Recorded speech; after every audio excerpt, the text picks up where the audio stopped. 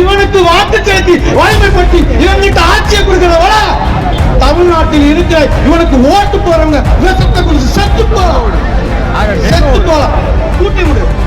அண்ணன் செத்தமனன் சீமான் போல காலையில உசாமட்டி, மத்தியான ஆண்டிப்பட்டி, இப்ப கோடி, அடுத்து பெரியகுளம், அடுத்து செம்பட்டி, இதே போல ஒரே ஒரு நாள் கூட்டி காட்டி 5 கூட்டத்துல நீ கூட்டத்தை கூட்டி காட்டிடு. நாங்கள் இனிமே அரசியல் செய்யல.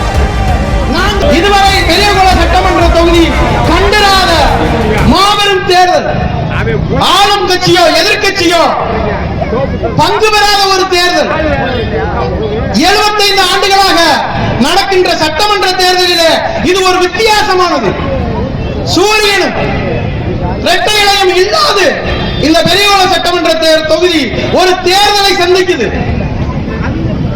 இது காலத்தின் கட்டாயம்.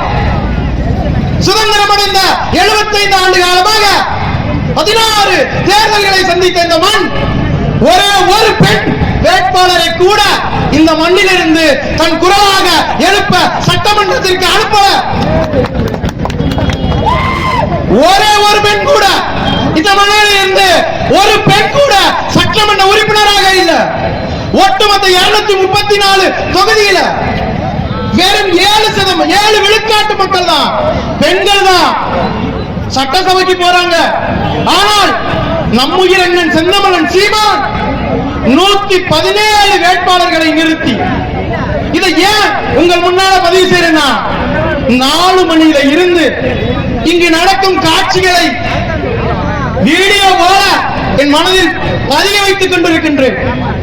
வெறும் பெண்களுடைய சின்ன சின்ன குழந்தைகளை தூக்கிட்டு இங்க வந்து ஏதாவது ஒரு மாற்றம் நடந்துராதா, ஏதாவது ஒரு மாற்றம் நடந்துராதா, அண்ணனின் வாய்மொழி கேட்க மாட்டோமா என்று காத்து இருப்பது மன நெகிழ்வை உருவாக்குகிறது. என் அன்பு சொந்தங்களே, 118 இடங்களில் செய்தா அந்த கட்சி தனி மெஜாரிட்டியா ஆட்சி அமைக்கும். 117 பெண் வேட்பாளர்களை தமிழ்நாட்டில் இறக்கியிருக்கோம். இந்த பெண்கள் மட்டும் வாக்கு செலுத்தி வெற்றி பெற்றதுனால அண்ணன் செந்தமலன் சீமான் அரியணை ஏறுவான். அரியணை ஏனா முதல் வாக்கு என்னவா இருக்கும், முதல் கையொப்பம் என்னவா இருக்கும்? என் அண்ணன் சொன்னது போல முதலமைச்சர் கையெழுத்து 1, அது முதல்ல போடுறது. இரண்டாவதாக என் இனம் இப்படி அடிமைப்பட்டு கிடக்கிறதுக்கு ஒற்றை காரணம், ஒரே ஒரு காரணம், மது. இந்த மது சாராயத்தினால்தான் தமிழன் சாம்ராஜ்யமே அழிஞ்சு போயிருக்கு. திமுகவில்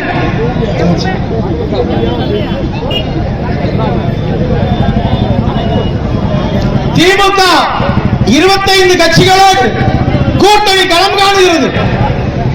பெண்களுக்கு 1000 ரூபாய் பணம் கொடுத்தாச்சு. பெரிய கட்சி 60 ஆண்டு கால திமுக கட்சி ஏன் தனித்து களமாட மாட்டேங்குது? 25 கட்சிகளோடு கூட்டணி வருவதற்கு காரணம் என்ன? நீங்கள் எல்லாம் நினைத்துக் கொண்டிருக்கிறீர்கள் செந்தமலன் சீமான் என்பவனை வீழ்த்த அல்ல. சீமான் என்பவன் ஒரு தனி மனிதன் அல்ல, தமிழ் தேசியத்தின் தத்துவம். அந்த தத்துவம் இந்த மண்ணிலே வெற்றா என்ன நடக்கும்? தமிழ் தேசியம் என்னும் தத்துவம் என்றால் இங்கு என்ன நடக்கும்? அதுக்காகத்தான் ஐயா விஜய் தொடர்ச்சியா 30ஆம் தேதி வேட்புமனு, இன்னைக்கோட 17 நாளாச்சு. 12 கூட்டங்கள் ரத்து, 12 கூட்டம் ரத்து. விஜய் தொடர்ந்த 18 கூட்டம் ரத்து. ஆனால் அண்ணன் செந்தமலன் சீமான் நிற்கும் காரைக்குடி தொகுதியில் ஒரு நாள் பிரச்சாரம் பண்ணியிருக்கான்.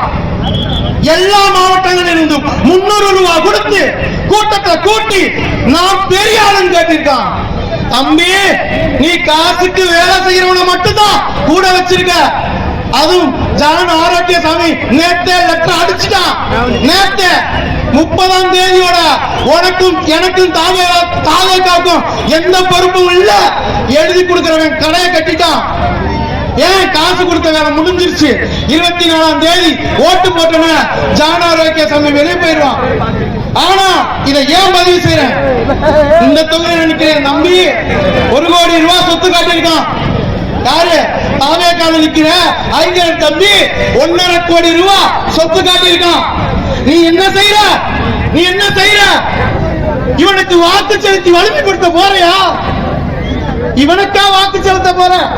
பெத்த தாய் தகப்பனை காப்பாத்தவன், கட்டி மனைவி பெத்த பிள்ளைகளை விட்டுட்டு இருக்கவன், இவனுக்கு வாக்கு செலுத்தி வலிமைப்படுத்தி இவங்கிட்ட ஆட்சியை கொடுக்கிறவள தமிழ்நாட்டில் இருக்கிற இவனுக்கு ஓட்டு போறவங்க விஷத்தை குடிச்சு செத்து போலாம்.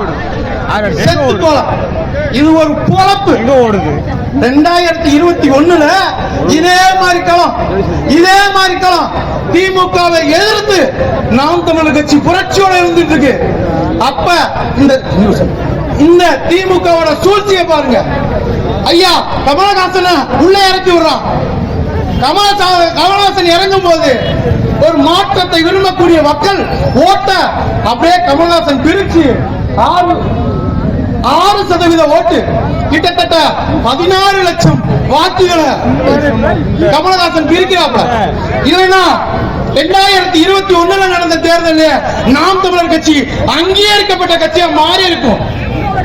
2021 நம்ம நாம் தமிழர் கட்சி அங்கீகரிக்கப்பட்ட கட்சியா இருந்தா 2023 நடந்த பாராளுமன்ற தேர்தலில் 4 பேராவது பாராளுமன்றத்திற்கு போயிருப்பாங்க.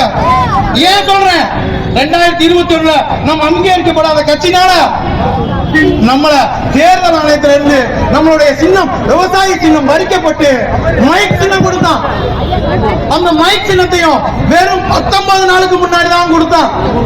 வீடு வீடா தெரு தெருவா கத்தி அந்த மைக் சின்னத்தை கொண்டு போய் சேர்த்து 36 லட்சம் வாக்குகள் வாங்கி அங்கீகரிக்கப்பட்ட தமிழ்நாட்டின் 3வது பெரும் கட்சியாக நாம் தமிழர் கட்சி உயர்ந்துருச்சு.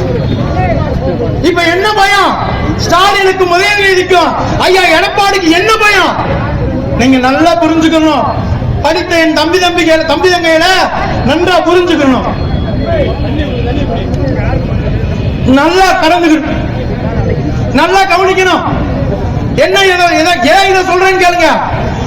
அந்த முறை நமக்கு அங்கீகரிக்க கொடுத்திருந்தா 2023 நடந்த பாராளுமன்ற எலெக்ஷன்ல 60-70 லட்சம் வாக்க நம்ம தாண்டி இருப்போம். அப்படி 70 லட்சம் வாக்க தாண்டி இருந்தா இப்ப நடக்க போற 2026 1 கோடியே 10 லட்சம் வாக்கு வாங்கி ஆளுங்கட்சியாவோ எதிர்கட்சியாவோ நின்றுவோம். அந்த பயத்தினால அவன் என்ன செய்யறான்? ஒரு 3வது டம்மியா ஒரு திமுகவுக்கு எதிர் சக்தியா ஒரு கட்சியை எழுப்புறான். அதுதான் விஜய். என்ன காரணத்துக்காக 2023 மேல சினிமால இருந்தவர், சினிமாவின் உச்சத்தில் இருக்கிறவர், பல கோடி ரூபாய் சம்பாதிக்கிறவர் அரசியலுக்கு வர வேண்டும் என்ற எண்ணம் எவன் கொடுத்தது? எதனால வந்துச்சு? திடீர்னு ஒருத்தனுக்கு என்ன பிறக்குமா அல்லது திடீர்னு ஒருத்தனை உருவாக்குறானா? அப்படி உருவாக்குறான். அதனாலதான் விஜய் எனக்கு ஒரு பெரிய படபடம் இருக்குன்னு ஒரு தொகுதியில மட்டும்தான் தேர்தல் பரப்புரை பண்ணுவான். ஏன்? அங்கதான் காசை கொடுத்து ஒரே இடத்துல கூட்டி முடியும். அண்ணன் செத்தமனன் சீமான் போல காலையில உசாம்பட்டி, மத்தியான ஆண்டிப்பட்டி, இப்ப போடி, அடுத்து பெரியகுளம், அடுத்து செம்பட்டி, இதே போல ஒரே ஒரு நாள் கூட்டி காட்டிரு. 5 கூட்டத்துல நீ கூட்டத்தை கூட்டி காட்டிரு. நாங்கள் இனிமேல் அரசியல் செய்யல. இந்த டம்மியை உருவாக்கிட்டான். இந்த டம்மியை உருவாக்குறதுனால என்ன ஆகும்? இந்த ஆண்டு நம் வெற்றி வாய்ப்பு பாதியில் தடுத்து நிறுத்தப்படும். நல்லா தெரிஞ்சுக்கங்க.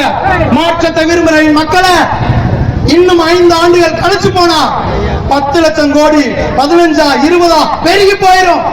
பெருகி போனா என்ன? சாகும் போது ஒருவன் மரண படுக்கையில் இருக்கும் போது எத்தனை டாக்டர் வந்தாலும் சரி, எத்தனை பெரிய வைத்தியம் வந்தாலும் சரி, அவனை காப்பாற்றுறதுக்கு வாய்ப்பே இல்லை ராஜா, வாய்ப்பு இல்லை. அதுதான் எல்லாம் முடிந்த பின்பு